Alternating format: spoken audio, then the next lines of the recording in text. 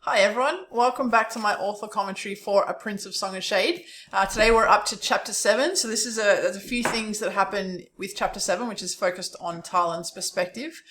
We begin the chapter with her at the farm, still with her parents. She and her father have a very interesting conversation about his origins and about what happened to her when she was in Mithraina.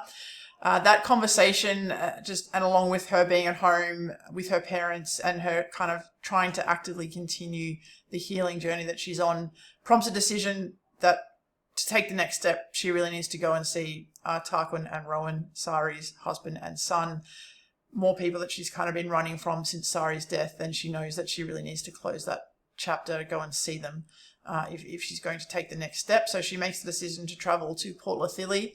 She has that meeting, that reunion with Rowan and Tarquin, and that then prompts a final decision, which you don't necessarily see the details of at the end of this chapter, but of course it's her decision that she's going to go back to Mithraina, but on her own terms, not necessarily as she's been asked to go there. So there's a few different things I wanted to dig into with this chapter. The first is that conversation between Talyn and her father, which was pretty rich in detail. We obviously get conversation from Triss that he is winged folk, that both his parents were winged folk. But beyond that, he's very reluctant to reveal any details of who he was, what he did, why he left.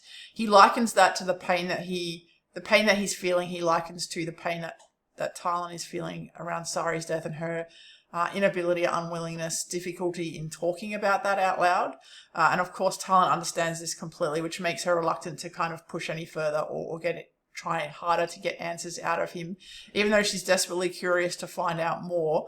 And they're both holding back information in this conversation. So Talyn raises the Shadowhawk with him, interested to see what his perspective is, given that he would have been in Mithraina at the time of the original Shadowhawk, and his reaction is powerful.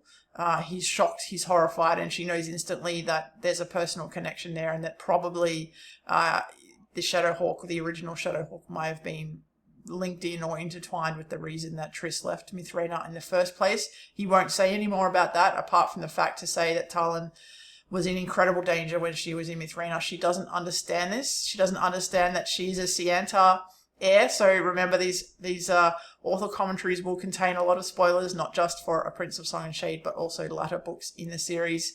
Triss is Tristan Siantar, the heir to the Siantar family. They were murdered by Queen Serana because of their links to the original Shadowhawk. So of course, Triss is completely understanding how much danger Talyn is in Mithraina, not just because of the situation there, not just because she's working with the Shadowhawk necessarily, but because of who she is as the living heir to the Siantar family after Triss. But she doesn't know this, and she doesn't mention that she's thinking about going back in the back of her mind, or that she's been asked to go back by the Callanan. And I think if she had told her father this in this conversation, he might have been more forthcoming with information, because I think he would have felt a responsibility to stop her from going back. Because if anyone in Mithraina found out who she was, her life would be in serious danger. And as we find out in King of Masks and Magic, that certainly eventuates. And it's interesting, Triss makes a little reference to when Talyn figures out that Dynan is not his real name, and that he changed his name when he came to Kalumia and married Alina. He references it to being that name is dead, and that's the Siantar name, and it certainly is very much not dead, and we hope that potentially Talyn can bring that back. Talyn then heads off to Port Lethili, and she forces herself to make that final step to go and see Rowan and Tarquin. We saw quite a few references throughout A Tale of Stars and Shadow that during Sari's life, Talyn was incredibly close with her whole family, not just Sari. She spent a lot of time there. They ate meals together. She stayed over. She was essentially just like a member of Sari's family. So she was almost as close to Rowan and Tarquin as she was to her Callanan partner, and she fled them as much as anything else when she left Port Lethili and joined the King's Shield after Sari's death. So going back's a very big step for her. She finds it hard. She kind of hesitates on the threshold. And interestingly, when she glances over her shoulder, as she used to do for Sari to check that someone was there at her back, it's not Sari she initially thinks of, it's Theak, her second, back in Mithraina. And I think that's the first little inkling she has, the first step towards genuinely considering going back to Mithraina, because she realizes that Theak is someone she's come to trust to have her back in a way that she used to trust Sari.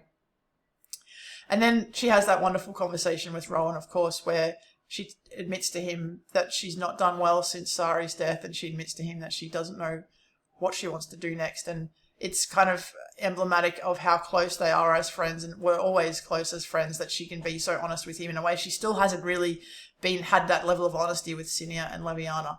And the question he poses to her is, has there been any point, even just for a moment or a second in the years since Sari died, that you didn't think about her, that you felt happy in that moment? And her initial instinctive defensive response is, of course not, but then she thinks about it more and she realizes there was a moment, and it was in Mithrena, and it was when she was with her wolves. And I think that when she mulls on it is what drives her decision to go back, because if she's going to build a life for herself, now that Sari's gone, now that she's accepting that Sari's gone, now that she's accepting that she can and will have a life, she wants to have that life in a new place, a new start, a place that doesn't have the echoes of Sari. And that's what she felt when she was in Mithrena. And I think that's what prompts her final decision, is that very incisive question from Rowan. And then she makes the switch with her Caladan specialist weapon. She pulls out Sari's daggers from where they've been lovingly wrapped up at the bottom of her bag for months and months, and she takes them on as her new weapons.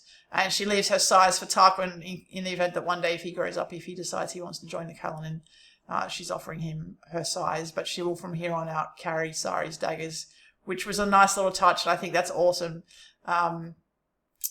For those, again, who are very interested and intrigued by the wider world in which A Tale of Stars and Shadow is set, Efflix, the green metal with which Sari's daggers were made, it's incredibly expensive.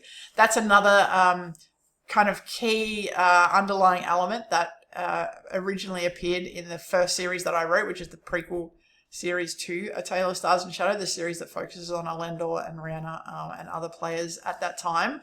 Efflix, someone carrying a blade, a sword of that metal, is a very important character, but I'll leave that there for now. So little hints in this series of what are other important elements in this world.